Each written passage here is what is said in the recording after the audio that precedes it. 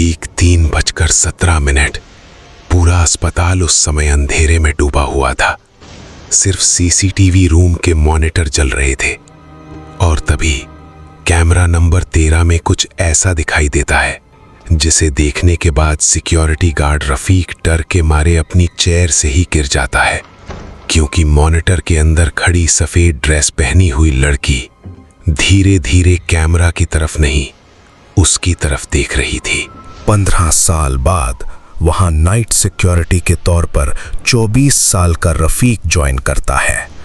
लोगों ने उसे कई बार वार्निंग दी थी, लेकिन पैसों की बहुत जरूरत थी, इसलिए उसने ये काम नहीं छोड़ा। पहली 3 रातें सब कुछ बिल्कुल नॉर्मल था। बस कभी कभी तीसरी मंजिल के बंद कॉरिडोर से किसी के धीरे धीरे चलने की आवाज सुनाई देती थी।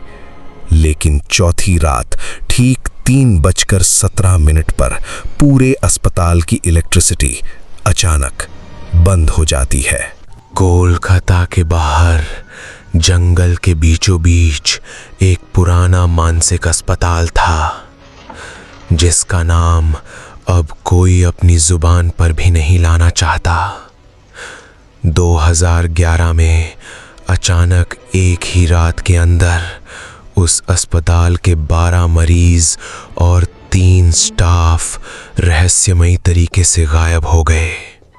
पुलिस ने पूरी बिल्डिंग सर्च करने के बाद भी सिर्फ खून के निशान और दीवारों पर अजीब स्क्रैच मार्क्स पाए थे। और उसी घटना के बाद से लोगों ने मानना शुरू कर दिया कि उस अस्पताल के अंदर आज भी कुछ जिंदा है। इमरजेंसी पावर वापस आने के बाद रफीक देखता है कि सीसीटीवी मॉनिटर की सारी स्क्रीन अजीब तरीके से ग्लिच कर रही हैं। मॉनिटर की स्टैटिक साउंड धीरे धीरे पूरे रूम में फैल रही थी। अचानक कैमरा नंबर 13 अपने आप ऑन हो जाता है।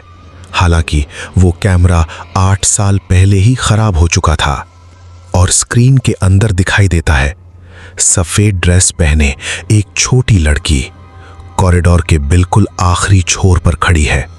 वो बिल्कुल भी हिल नहीं रही थी, बस धीरे धीरे कैमरा की तरफ देख रही थी।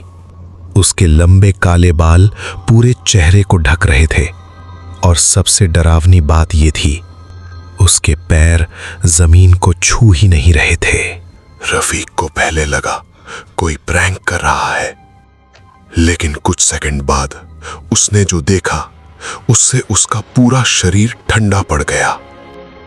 वो लड़की धीरे धीरे कैमरे की तरफ बढ़ रही थी और उसका सिर असामान्य तरीके से एक तरफ झुका हुआ था। अचानक सीसीटीवी फुटेज के नीचे ऑटोमेटिक टाइम स्टैम्प बदलने लगा। 2026 से वो धीरे धीरे 2011 में चला जाता है और फिर स्क्रीन पर कुछ सेकंड के लिए दिखाई देता है वही लड़की हॉस्पिटल के फ्लोर पर खून में पड़ी हुई है। अचानक मॉनिटर के अंदर वाली लड़की बहुत तेजी से कैमरे की तरफ दौड़ना शुरू कर देती है, लेकिन कुछ सेकंड बाद रफीक समझ जाता है वो असल में कैमरे की तरफ नहीं, कैमरे के पीछे की तरफ दौड़ रही है। डर के मारे रफीक धीरे धीरे पीछे मुड़कर देखता है और तभी वो देखता है सीसीटीवी में दिखने वाली वही लड़की ठीक उसके पीछे खड़ी है। अगली सुबह सीसीटीवी रूम अंदर से लॉक्ड मिला, लेकिन रफीक को फिर कभी ढूंढा नहीं जा सका। अगर तुम आज रात भी ये वीडियो अकेले देख रहे हो तो कमेंट में लिखो मुझे डर नहीं लगता, और ऐसी ही और भी डरावनी रहस्यमयी कहानियां सुनने के लिए अभी सब्सक्राइब करो रेड एंड वॉक्स हिंदी।